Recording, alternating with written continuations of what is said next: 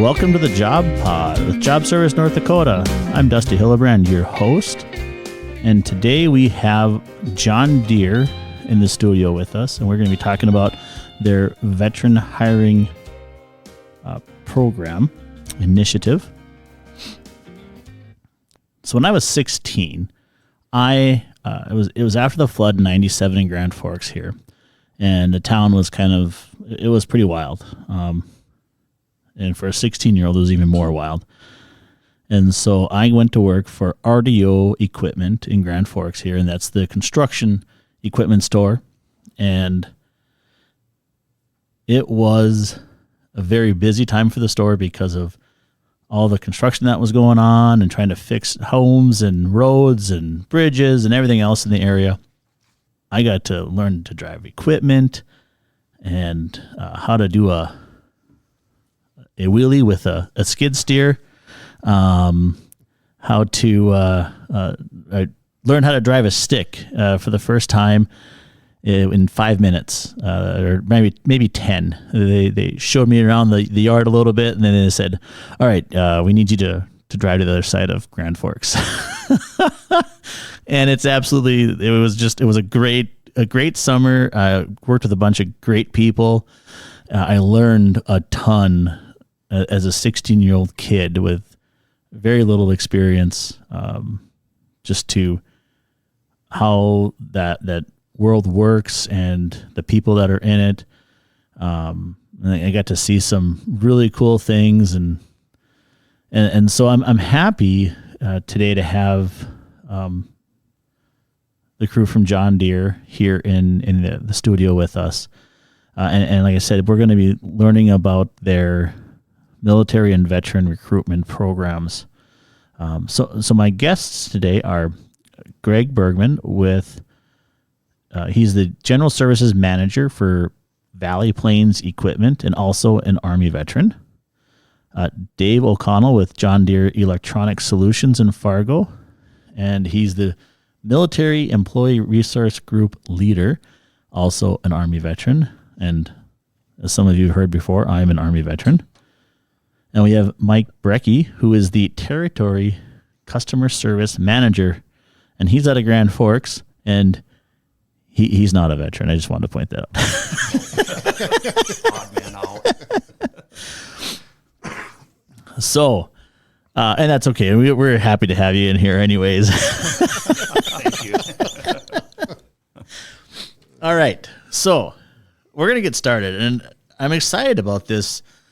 Because as a veteran myself, and what I did prior to being the office manager here in the Grand Forks location, I was the Disabled Veterans Outreach Program Specialist, working with veterans to help them with significant barriers to employment find work, either after they've gotten out or as they're transitioning out of the service. Folks that have been out for years and just trying to find something else. And I like really working with veterans from all the branches. You learn a lot, and it's great just to be able to sometimes just shoot the bull with other veterans. So we're going to start off with David. Dave, what can you tell us about the John Deere Military Initiative? Okay, the John Deere Initiative is called the Career Skills Program, and what we're trying to do is capitalize on the military expertise that we have transitioning out of the military and find qualified applicants positions either within one of our factories or within the John Deere dealerships throughout the country. So it started out with primarily looking for technicians, because we know that the dealerships are having a hard time finding technician roles. So we went through all four branches, identified the military occupational specialties that kind of align with ag and turf and construction forestry as far as mechanical skills. And we've got a website on John Deere main website called for Career Skills Program, where anybody that's transitioning can access a website, fill out a standard spreadsheet, and then we've got a group of volunteers that reaches out to those transitioning military members and talks to them and finds out what their goal is, Do they want to be a parts counter attendant? Would they like to work in a technician role? Would they like to work in a factory? And we've also got partnerships with dealerships throughout the country so that once we find out where they want to move to, what their career aspirations are, then we try and match them up with a dealership for an internship while they're still on active duty. And the internship falls within the Skill Bridge program that the military has set up. So if you're within 6 months of transitioning out of the military and your command approves it, if you have an internship lined up, your last 6 months while you're still wearing a uniform would be working in this case, for a John Deere dealership, getting the skills that you would need to transition into that civilian career. So when the internship's over with, what we're trying to do is line up training, internship, and then they walk right into a job at the dealership that they've worked at. And that's all kind of a group effort between the dealerships and John Deere corporate itself. Sure. And it's, we just happen to have two active Air Force bases right here in North Dakota. So it's kind of a good fit. And I know as I've been learning more, I've known about the Skill Bridge program for a few years now, but it really hasn't gained traction in North Dakota until the last probably, I'd say year and a half, as it's kind of come around. It was really big out in the western part of the states when it started off with some of the bigger Army posts and Air Force bases. As it moves, as it's moving this way, I think it's going to be something that a lot of businesses see the value in, and hopefully we can have more. And especially when you guys already have that foothold within the world of Skill Bridge, you've already kind of built up what you're going to be doing, and which is nice for those service members who are transitioning out. Well, it's a great opportunity, as all of us that are Army veterans or veterans in general. When you take that step from wearing a uniform to go into a civilian career. For example, myself, I had 21 years of active duty. When somebody said, "Hey, where's your resume?" What resume? Well, what's a resume? What's a job interview? You're told what your next step is. This is a great example of how the Skill Bridge works, though, with our career skills program, because John Deere Corporate's got set up, if for the technician role, for example, they've got an online training, 31 modules, that if the transitioning military member wants to be a technician and they're accepted or if they find a dealership to intern with, they get the free online training, no cost to them. The dealership will conduct an interview with the transitioning military member and offer them an internship. If the command approves the Skill Bridge, which they should to help take care of their military member that's transitioning out, it's all free to the veteran that's transitioning out of the military, and the receiving organization gets highly motivated, qualified candidates with additional skill set, plus they get to do some on-the-job training. So it's a win-win all the way around. Yeah, and getting ready for this podcast, one of your folks who isn't with us today sent me an interesting article about, and this is for Iowa, but it was a lieutenant, I believe, out of the Navy, out of San Diego. And her husband had gotten a job in Iowa, and they were looking to transition there. And so she used the Skill Bridge program and got on with the manufacturing plant in one of the manufacturing plants in Iowa, in a small town. And after she finished her Skill Bridge internship, she actually got hired on.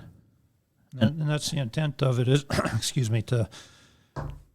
to give them the skills to be qualified for the job, and then hopefully there's a follow-on position for them. I mean, this has been a lot of fun. I've been involved in it since the inception, and it started out aimed at the technicians working on the equipment, but now it's morphed into the parts counter, the technician, and then also now we're reaching out for anyone that wants to work in our factories. We have an intern that just got hired on as an electrician in one of the factories too. Again, the basic skill sets are there for the military. Why not take advantage of it? And that's what this is aimed at, is to find out those people that they've made up their mind, they're transitioning out of the military. see if they're interested, have them submit their questionnaire. And then, as I said earlier, we've got a group of volunteers that reaches out and personally touches them and says, hey, what are you interested in doing? Here's what we've got. Give them that welcome feeling, so that we can get those individuals interested and capture that skill set. Well, and when you say you have folks that actually reach out, and one of the things I hear from job seekers all the time is that they put an application in and they don't hear anything back. Not in a, hey, you didn't make it, or, try this next time. And I think with the military is used to, they know what that next step is already because they've already been told. So they don't, that black hole of information isn't there when you guys reach out to somebody like that. And I think that's a very important part of the process, because that next step outside those gates is kind of scary for some folks. It is, when you've got a family to take care of and you've been working in the military, being told what your next job is, given 110% for the USA, and then all of a sudden you're stepping out, you don't have a for sure job. It's nice to know, especially, and that's where I feel very passionate about reaching out to these individuals, is it's nice to know that there's another veteran on the other side that's taken that step, that's helping try and bridge that gap. Yeah, you're not alone in the process. Exactly. Yep. And that's where our services come in. That's one of the things that I've always told the veterans is, hey, you're not alone in this. You got all of us other veterans out here. Just got to reach out and talk to somebody. So that's great. So, we talked about Skill Bridge for active duty, and that's an active duty program. But what do you have for veterans, National Guard members, and reservists? It's also open to the Skill Bridge program. It doesn't apply to National Guards and reservists, but our career skill program does. Say you're working a job and you're looking at doing something different, you can still go on to the career skills program, John Deere CSP program, and fill out an application. Just a few questions. Someone will contact you, and the same thing. If you can tell us the area that you're interested in settling, we put a point on the map of where you want to settle down, draw a circle about 40 miles away, and try and match up a dealership in that location that you're trying to transition to. And if they've got an opening, they'll call and contact you and set up an interview for the internship. So the internship part is still available. You don't have the Skill Bridge program because you're not an active duty member. But through the CSP, one other thing I wanted to highlight is that another thing that we offer is there's a discounted tool rate too, because of course if you go into the technician program, there's also an opportunity for discounted tools. So that's another advantage of some of the dealerships to participate in this. Yeah, and that's a good point. Tools aren't cheap. No. I mean, you go to a Snap-on truck and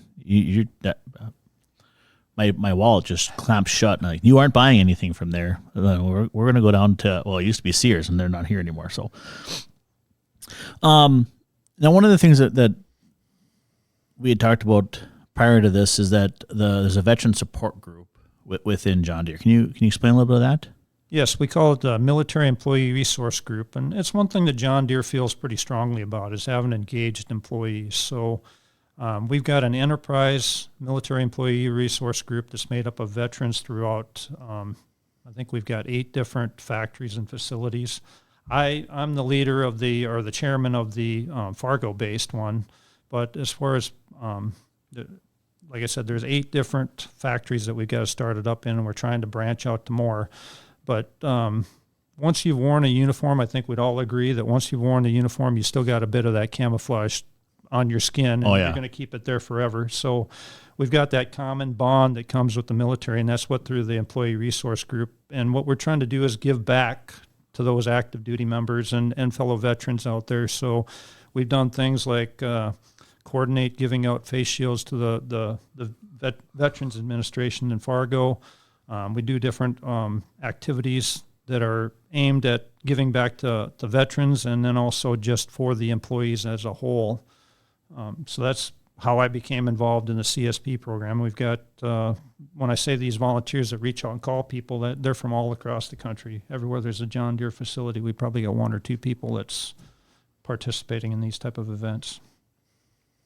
You said we still wear a little bit of camouflage, and the funny thing is, but you got 3 Army vets sitting here, and if we brought in a Marine, a Coast Guard and Air Force, and We now have we to talk a little slower. we have to talk a little slower.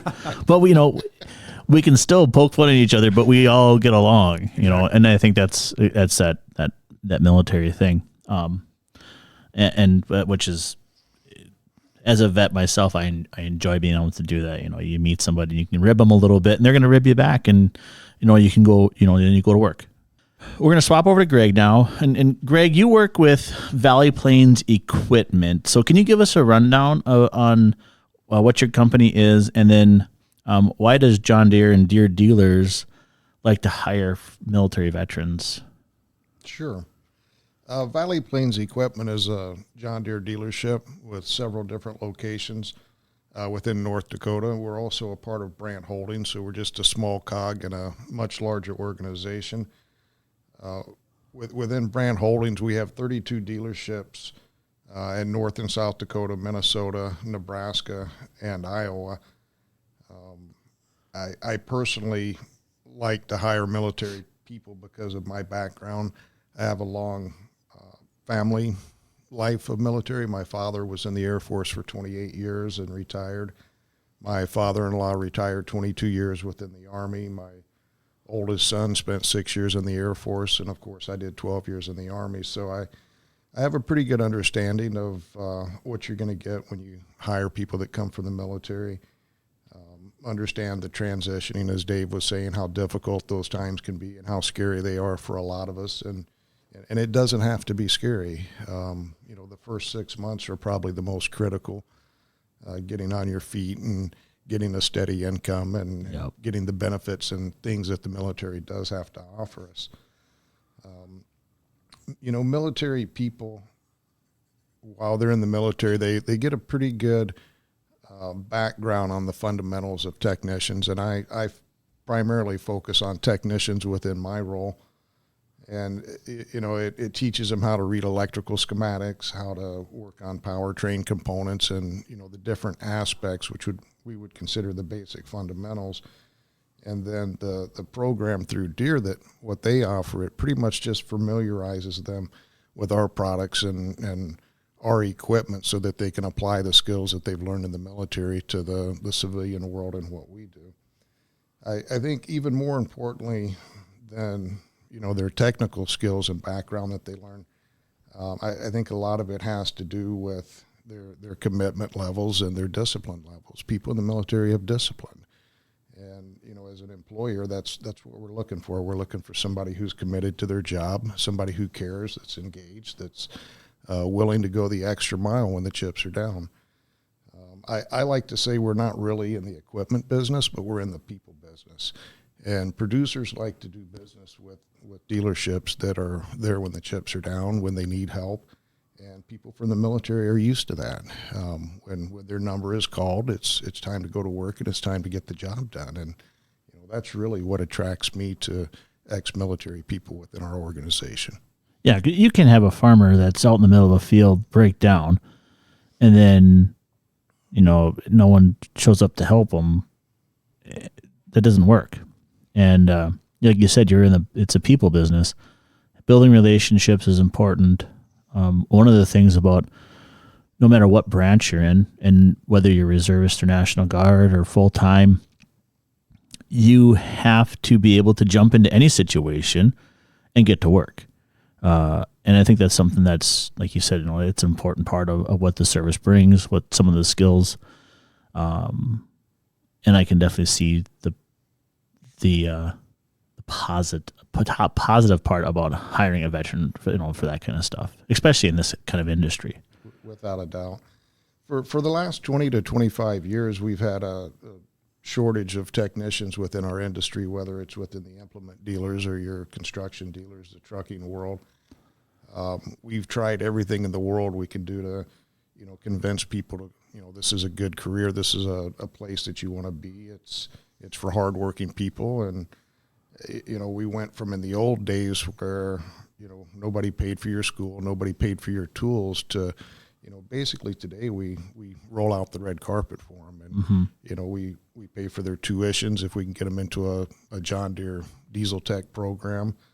We also offer $7,500 towards tool allowances and things like that. There are scholarships that are available through the Pioneer Group that we also participate in for those that are qualified, and just a lot of different opportunities for people coming out of the military. Sure. And we even have a John Deere diesel program right here in North Dakota, down at Wahpeton at the State School of Science. That's not the right terminology for it now, but I mean it's a program right here in North Dakota. Sure, and currently we have 5 people that are participating in that program right now, and I've got 2 that have already signed up for next year with it, and that just, programs like that just go to show how much of a shortage there really is of technicians, and we really don't have much of a problem filling those classes and getting students that want to do that.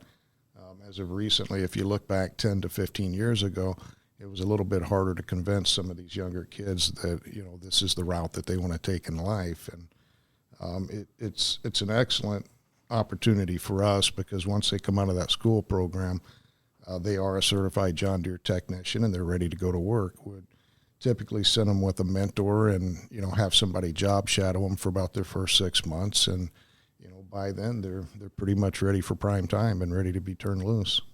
So when a veteran comes out, and if they have kind of the MOS that you guys are looking for, I mean, it could be a tank mechanic, it could be probably even a helicopter mechanic. And I'm just sitting on the Army side here, but I mean, if we went to the Air Force, they've got a whole fleet of mechanics also, because they have to keep their equipment up either in the air or on the ground, depending on which it is. Hopefully you don't want that one that's in the air to crash into the ground. But, the Marines have a lot of what the Air Force and the Army have. And then the Navy, I mean, they've got those big ships that they have to maintain, and, the submarines and the nuclear stuff. I mean, there's lots of, I guess, MOSs that you can pull from in these different organizations. So with a veteran coming out, like there's the online classes. Do they need to go through one of these John Deere programs, the tech programs? No, not necessarily. If they're going through the military skill bridge program, that's going to take their fundamental skills and turn them into John Deere skills, so that they have a better understanding of our products and services and what we do have to offer. If they choose to go through the college program, we would definitely support that. And, we pay 100% of their tuition and books and help out along those lines. But we also at Valley Plains Equipment, we have a specific program that's even tailored more towards people like in the military, whether they come from a trucking industry background or automotive, and we call it our accelerated technician plan. And basically it's for people that have mechanical skills and abilities. And, similar to what Dave said, they have a 31, rigorous online training session that they go through. And I believe ours is 26. And then at the end of that training, they wind up going for a 2-week face-to-face training, and they wind up becoming a certified John Deere technician. Sure. And that's without having the college degree and having to go through a 2-year program. It typically lasts about 6 months. When they first come on board, we get them a toolbox and we send them out with a mentor, and we try to take the training that they're taking and apply it to their real day activities by giving them tasks that are associated with what they're learning. At the end of the 6 months, we evaluate where they're at, and based on how well they've progressed, we can either turn them loose and let them work a little bit more on their own, or we can continue to mentor them until they bring them along. It typically takes us about 3 years, in my mind, to take an intern student or technician to get him where he's pretty much fully capable of doing whatever task he needs to do in the dealership. Sure. And Dustin, along that lines, one of the things through our CSP program is that once they're enrolled in it as an intern, once they finish those 31 modules, the initial 31 modules, they've got 2 years of free access to additional online training. So that's another plus for the dealership there, that if they are short in a certain area, they can make up for a little bit with the online training plus the mentorship at the dealerships.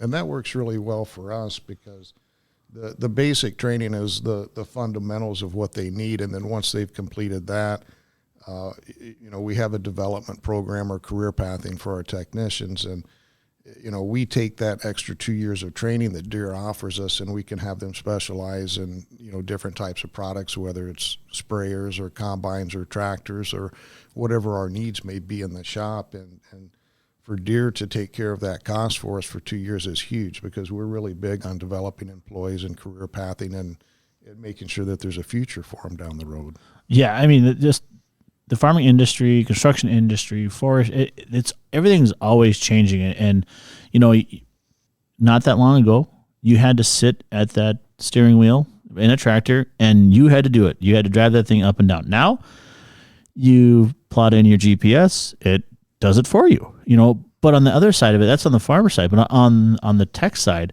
you have to have people who understand that and being able to go back to that training is phenomenal, especially when big corporate John Deere is actually paying for it. That's even better yet, I'm sure. Absolutely.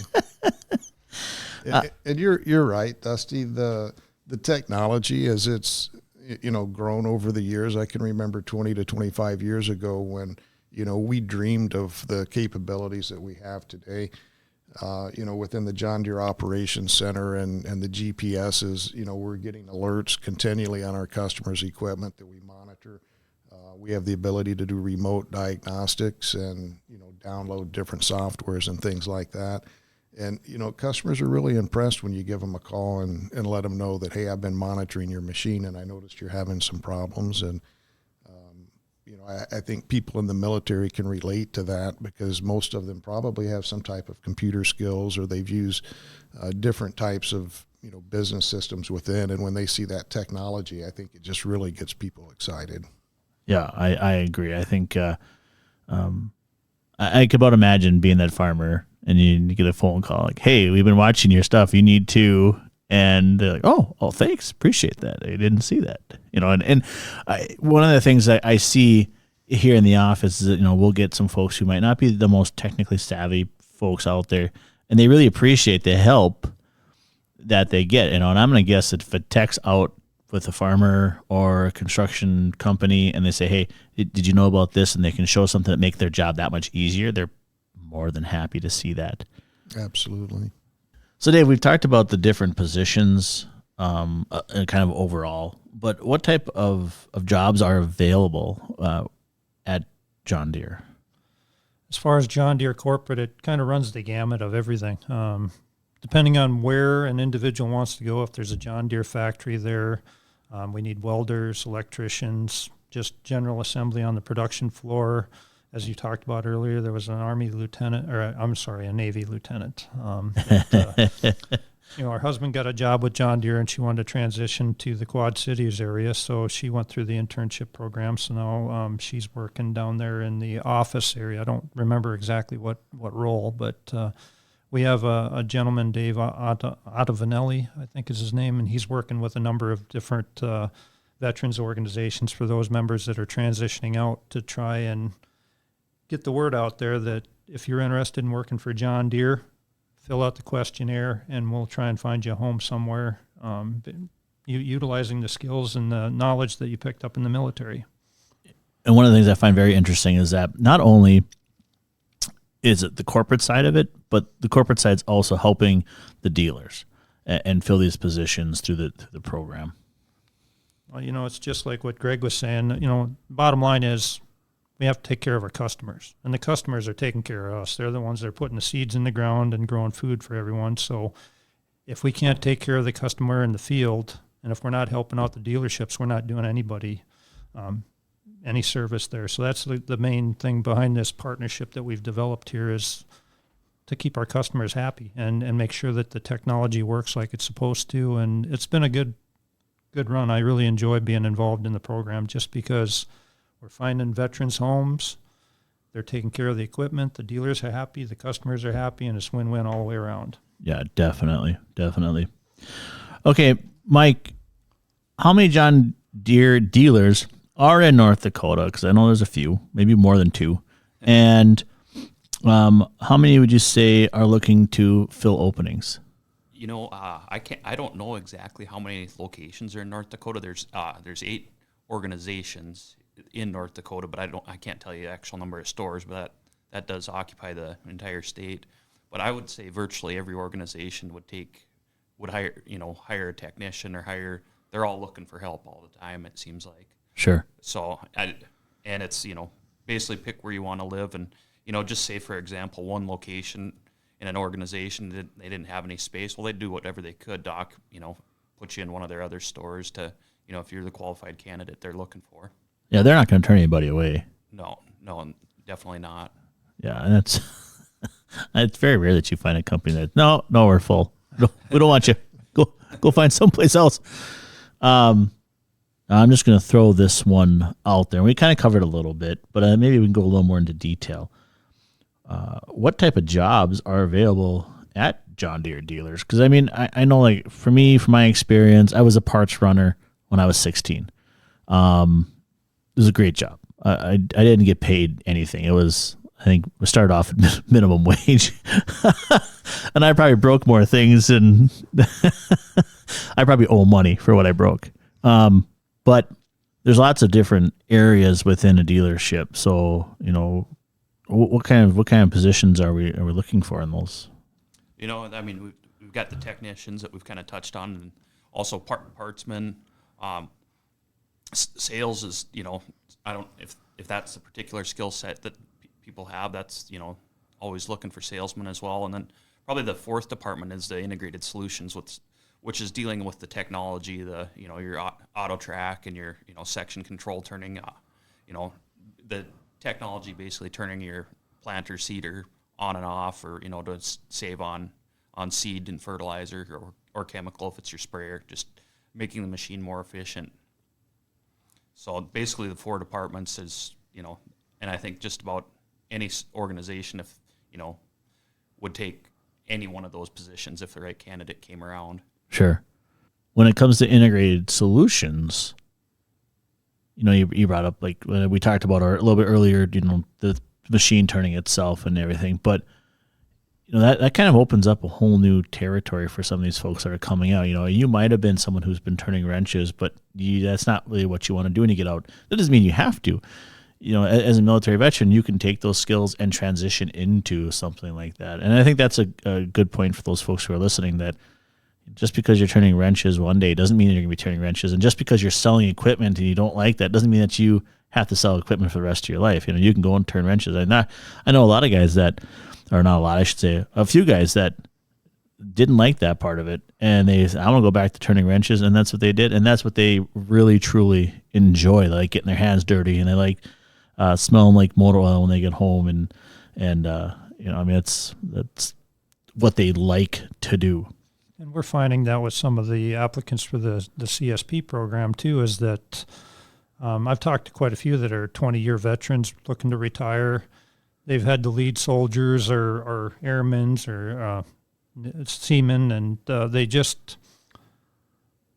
high stress and leadership that's demanded of them in the military, they're looking for a little bit of a break. They're not looking to quit. They're still hard chargers and aggressive, but they want to take a step back and get down to the bare roots of where they want to get their hands dirty again and operate there, and then work their way back up maybe through the leadership channel after they've had a little bit of time to just regroup and get settled in. Yeah, definitely. I've had that conversation many times about exactly what you said. I've been a leader for the last 15 years of my career. I just want to turn wrenches.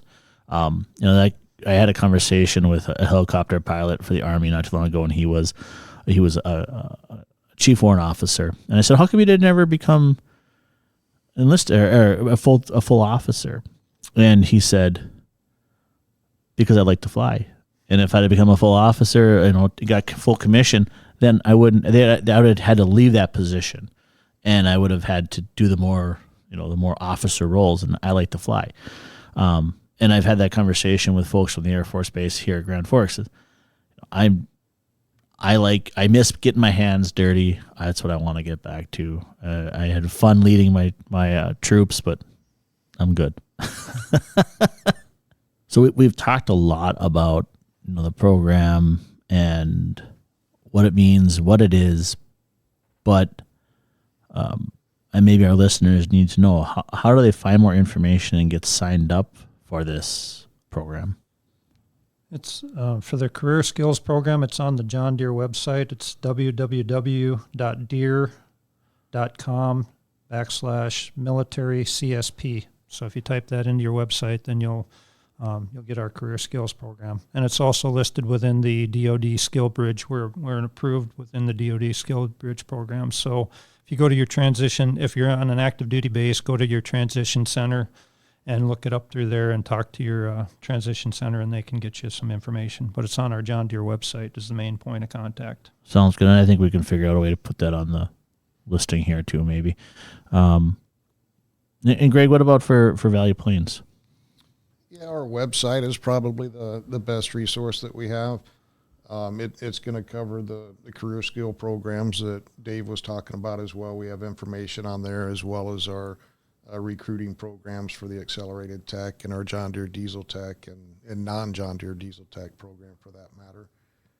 For any of our COGs or locations, valleyplainsequipment.com for the 6 locations here in North Dakota, kibbleequipment.com or plattevalley.equipment.com for the Nebraska stores down there. So sure. Yeah, you can always call me. My number is 701-214-9217, and I'll take your call and help find you a home.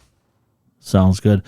And Mike, you said you deal with the northeastern North Dakota and northwestern Minnesota, and not, this is the job pod for Job Service North Dakota, but I'd be remiss to say that this is a countrywide program, right? And so you've got dealers that you work with over in northwestern Minnesota that would be in this program also. Yep, correct. And it really is a great program. We've had, it's still somewhat new, but we've seen a lot of great candidates come from it already. So if it's something you're interested in, I definitely encourage you to check it out. And again, it's not just, I'm going to keep saying this is a North Dakota program, but this program, you can go anywhere in the country with John Deere and any of the dealerships that are part of the program and talk with them and utilize your military skills and build on them to create a future for yourself. Dustin, I think that's a great point for our CSP program too, especially since we're talking about Grand Forks right here with the Air Force Base, that if someone's transitioning out of Grand Forks here and they want to go back home, all they need to do is sign up for the CSP program, fill out the questionnaires, put down the town that they want to ultimately settle in, part of the Skill Bridge program, and our group will reach out, talk to you, find out where you want to be, and what we do is we put a point on the map of that city where you want to land, draw a circle about 40 miles around or in diameter for that location, identify dealerships in that area, and if they aren't already part of the CSP program, our main corporate representative, Dave Bostic, will reach out to that individual dealership, try and get them brought on board and start the CSP program and get you married up with a dealership in the area that you want to settle into. Sure. And again, it goes back to that you're not walking into the void. You've got your next steps planned out, which is very helpful for anybody, even if you're like a National Guard person and you're like, okay, I need to step up. Being a National Guard, I was the National Guard. We live 2 lives. We live our military life and then our civilian life. And some people like, oh yeah, you've got your military, your civilian life already kind of figured out, and you do this weekend stuff and whatever. But sometimes it's nice to be like, okay, I'm looking for something else. And there's not always the programs for those National Guard folks that the veterans, the military veterans have going on. So it's nice to know that it's another program that they can use. Yeah, and those guardsmen, some of them are just as technically efficient at the Army equipment as the active duty guys. Oh, definitely. So, it's a win-win all the way around. So if there are any guardsmen or reservists out there, just again, access the military CSP program on the John Deere website, and we'll do our best to match you up with a dealership that's looking for a future technician. So Dusty, I learned about the CSP program about 6 to 8 months ago, and we currently have one ex-military person who's participating in that program for us. But we're also working with the second one who's stationed in Kentucky. And I think this is really important for people to understand too that want to get back into this area. It's not very feasible for him to spend his last 6 months in the military in North Dakota while he's still stationed in Kentucky. So we've worked with a dealership down there, and that individual is probably going to do his 6 months with a different John Deere dealer in order to get his education and his internship done. And then once his ETS date arrives, then we're going to transition him up here and move him into the CSP, and we'll continue his education for the next 2 years. So just because you're not stationed in North Dakota doesn't mean that we can't help you in North Dakota. You know, and that's a really good point, and that's good to know for those folks that a lot of people from North Dakota go into the active duty and they might not stick around, or you have some of those Air Force guys and gals that have started here and then they've gone and then they want to come back, whether it's Minot or Grand Forks, and that's really good to know because, like, I mean, you don't have right. It's not feasible for someone in Kentucky or Guam or something like that to, and maybe Guam might be a little far reach there, to come back to North Dakota to do their training and then ETS out, and then go, come back to North Dakota and try to find a job. So that's really great. And the partnership, I think that speaks volumes that you're not, again, it goes back to you're not alone. There's someone there to help you. So with all of that, we've done a lot of information and we've got some websites and we've had 3 really good guests on the show today. My last question I always ask is, if there's one thing the listeners should take away from today's show, what would you say that is? I would probably say that you're not alone during that scary time of your life when you're transitioning. Speaking personally from being in the military, we appreciate your service and we thank you for your dedication to our country, and we're here for you when you get out, and you don't have to go it alone. There's people out here that will care about you and take care of you. And I think that is a phenomenal answer because it's the absolute truth.